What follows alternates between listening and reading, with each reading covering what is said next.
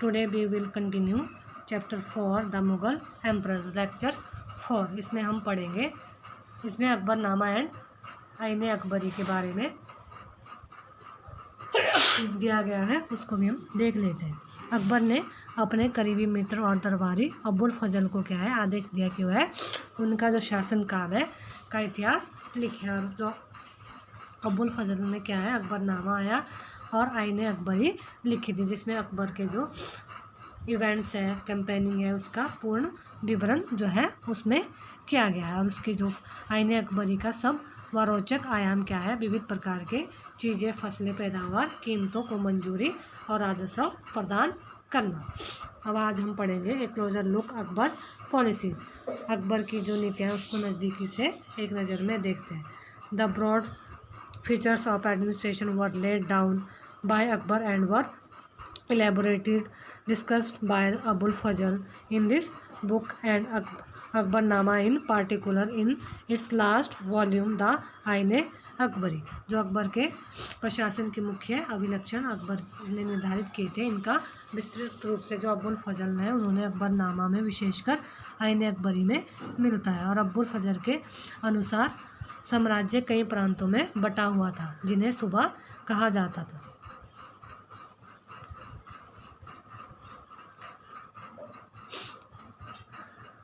आईने अकबरी में मिलता है। Abul Fazal explained that the emperor was divided into provinces called suba, मतलब अलग अलग जो इसमें बटा हुआ था, प्रांतों में बटा हुआ था, उन्हें सूबा कहा जाता था। गवर्न बाय द सूबेदार who carried out both political and military function, और उसे जो सूबेदार होता था, दीवान होता था, कानून और व्यवस्था बनाए रखने के लिए सूबेदार को अन्य अफसरों का क्या है सहयोग जो है वो भी प्राप्त था।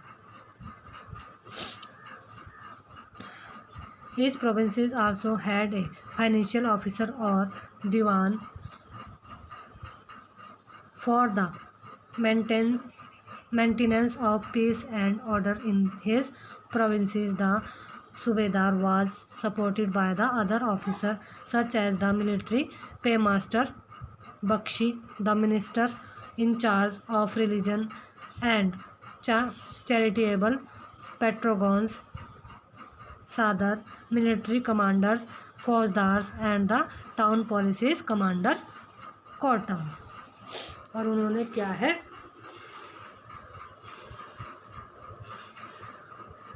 सहयोग, उनको अलग अलग जो दीवानों का सहयोग मिला और कानून व्यवस्था बनाए रखने के लिए सूबेदार को अन्य अफसरों का सहयोग प्राप्त था, जैसे बख्शी सैनिक जो वेतन अधिकारी था, सरदार सदर था धार्मिक और धर्मार्थ के लिए किए जाने वाले कार्य का मंत्री, फौजदार, सेनानायक और कोतवाल नगर का जो पुलिस अधिकारी होता था। अब है Nurjahan influence in Jahangir court, और जहांगीर के दरबार पर नूरजहां का जो इन्फ्लुएंस था, प्रभाव था, वो कैसा था। इसमें जो है मेहरुन्निसा ने 1611 में जहांगीर से विवाह किया और उसे नूरजहां का खिताब मिला। जहांगीर की जो पत्नी है उसका नाम मेहरुन्निसा था और उसे क्या है नूरजहां का खिताब मिला। नूरजहां हमेशा जहांगीर के प्रति क्या है अत्यधिक वफादार रही और उसके टाइम से उसका क्या किया, उसने साथ दिया, उसका सहयोग किया। और एक जिनमें से एक और स्वयं के खिताब उत्तीर्ण थे और दूसरी ओर वह वाक्य रानी बेगम नूरजहां के नाम से गढ़ा हुआ था। बाईं ओर दिए गए दस्तावेज, ये जो यहाँ पर एक दस्तावेज दिया गया है, डॉक्यूमेंट्स दिया गया है, इसमें नूरजहां द्वारा जारी किया गया आदेश फरनाम है। और चकोर मोहन, ये जो दिख रही है आपको चकोर जो ये मोहर है, स्टैंप है, इसमें बताती है कि उदात और महान महारानी नूरजहां बादशाह बेगम के आदेश गोल मोहर, जो ये गोल स्टैंप है, इसके अनुसार शाह प्रताप की महारानी चंद्रमा जैसी वैभवशाली बन गई। और हम कामना करते हैं कि नूरजहां बादशाह इस युग की सर्वोत्तम महिला बने। फिर है Akbar nobles commanded large armies and had access to large accounts of revenue, जो अकबर के अभिजात बड़ी सेनाओं का संचालन करते थे, वह बड़ी मात्रा में जो है अमाउंट्स खर्च कर सकते थे। While they were loyal the emperor functioned efficiently but By the end of the 17th century, many nobles had built independent networks of that own. Their loyalties to the emperor were weakened by their own self interest. और इसमें क्या है, जब तक वह वफादार रहे साम्राज्य का जो कार्य है एडमिनिस्ट्रेशन वह है बहुत अच्छे से जो है सफलतापूर्वक जो है चलता सक्सेसफुल चलता रहा। लेकिन 17वीं शताब्दी के अंत तक कहीं अभिजातों ने अपने स्वतंत्र ताने बाने अपने को इंडिपेंडेंट कर लिया और साम्राज्य के प्रति उनकी जो वफादारी थी, उनकी जो ऑनेस्टी थी वह निजी हितों के कारण वीक हो गई थी। While Akbar was at Fatehpur Sikri during the 1570s, he started discussion on religion with the ulama, Brahmins, Jatis, priests who were Roman, Chitols and Zoroastrians। उन्होंने क्या है 1570 में फतेहपुर सिकरी में जब में थे तो उसने उलमा, ब्राह्मणों, जेsuit पादरियों जो रोमन कैथोलिक थे और जरदुश धर्म के अनुयायियों के साथ एक धर्म के मामले में चर्चा शुरू की थी। This discussion took place in the इबादत खाना, और यह जो इबादत खाना में जो चर्चाएं हुई थी। He was interested in the religion and social custom of different people. Akbar interaction with people of different faith made him realize that religion scholars who emphasized rituals and dogma were often bigots। और ये क्या है, अकबर के जो interest थे विभिन्न व्यक्तियों के जो रिलीजन और उनके कस्टम में थे, इस थॉट्स के साथ विचार विमर्श की समझ बनी जो विद्वान धार्मिक रीति के क्या थे, मंताधार, यानी कि डॉगमा का मीनिंग होता है स्टेटमेंट और an interpretation declared as authoritative with the expectation that it would be followed without question. ऐसी व्यवस्था या कथन जिसे अधिकारपूर्ण कहकर यह आशा की जाए कि उस पर बिना कोई प्रश्न उठाए स्वीकार कर लिया जाएगा। इसके बाद बेअगॉट होता था an individual who is intolerant of an other persons religion belief of culture. जो अलग अलग जो प्रथाएं होती थी उन पे बिलीव करते थे, उस पर मंताधार और शिक्षा प्रथाएं विभाजन थी। There teaching created divisions and disharmony amongst his subjects. These eventually lead Akbar to the idea of सुलह ए कुल और यूनिवर्सल पीसेस। और यह सर्वत्र जो यह अनुभव अकबर को क्या सुलह ए कुल का सर्वत्र शांति के विचार की ओर ले गया था। This idea of tolerance did not discriminated between people of different religion in his realm. और जो यह है सहिष्णुता की धारणा विभिन्न धर्मों के अनुयायियों के में अंतर नहीं करती थी, अपितु इसका केंद्र बिंदु थी। Instead it people of focused on A system of ethic honesty justice place that was universally applicable. और यह क्या था, इसका केंद्र बिंदु थी नीतिशास्त्र की एक व्यवस्था जो सर्वत्र लागू की जा सकती थी, जिसमें केवल क्या हो, ऑनेस्टी हो, सच्चाई हो और न्याय और शांति पर बल दिया गया हो। Abul Fazal help Akbar in farming a vision of governance around his idea of sulh kul.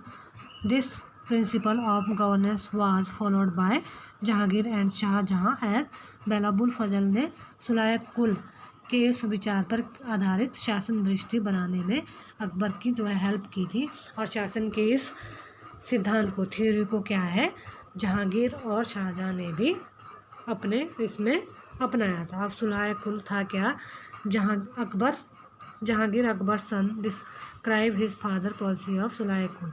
Jahangir ने अपने फादर की जो नीति का क्या किया है, वर्णन किया है। वो था ईश्वरीय अनुकंपा के विस्तृत आंचल में सभी वर्गों और सभी धर्मों के अनुयायियों की एक जगह, इसलिए उसके विशाल साम्राज्य को, जिसके चारों ओर सीमाएं केवल समुद्र से ही निर्धारित होती है, को क्या है, विरोधी धर्म के अनुयायियों की तरह तरह से अच्छे बुरे विचारों के लिए जगह थी। यहाँ जो असहिष्णुता का मार्ग बंद था। यहाँ सुन्नी और शिया एक ही मस्जिद में इकट्ठे होते थे और ईसाई और यहूदी एक ही गिरजे में प्रार्थना करते थे।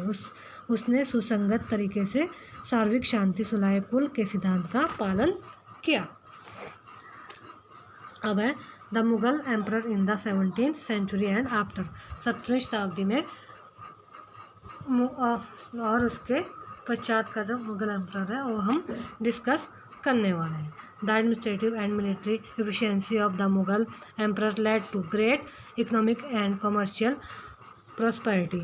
International travelers describe it as the fabled land of wealth, but these same visitors were also appalled at the state of poverty that existed side by side with the greatest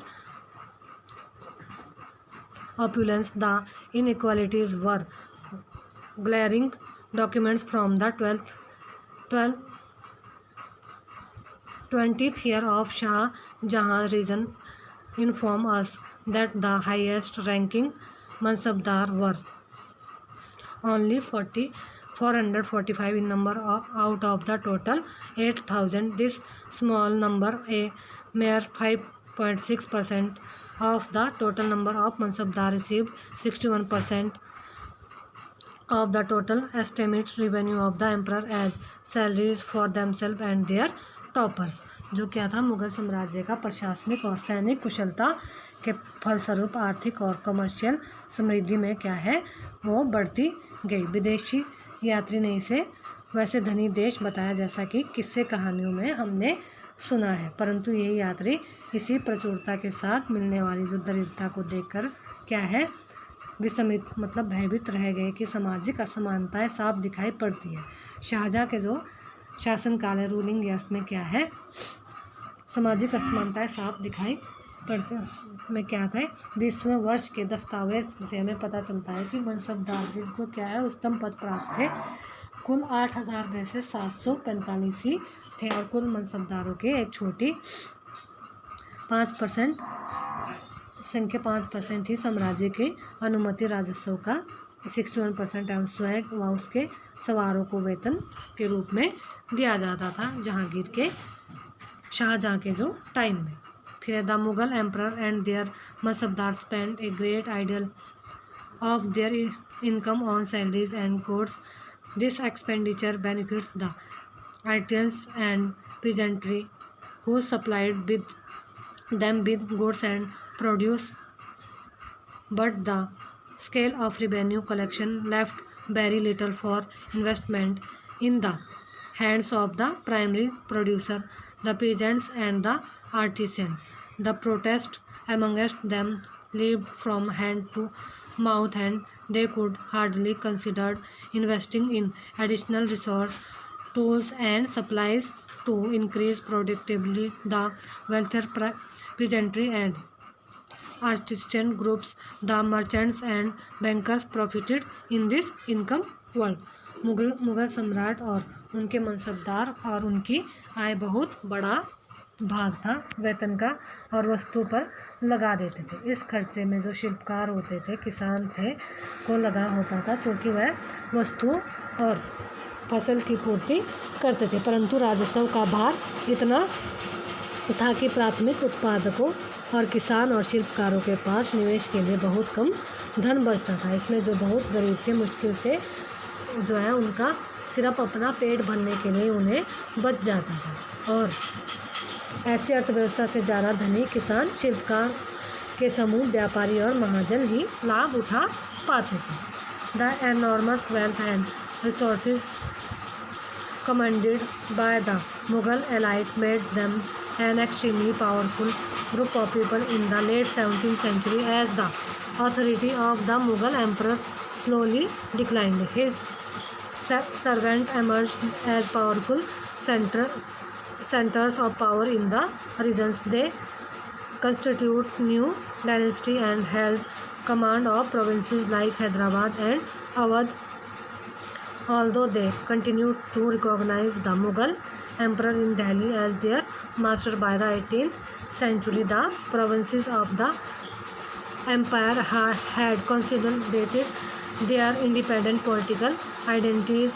We will read more about them in chapter 10. Mughal के जो कुलीन वर्ग के हाथों में जो बहुत धन और रिसोर्सेज थे, जिनके कारण वह 17वीं सेंचुरी के अंतिम वर्षों में अत्यधिक पावर और ज़्यादा वो पावरफुल हो गए। जैसे जैसे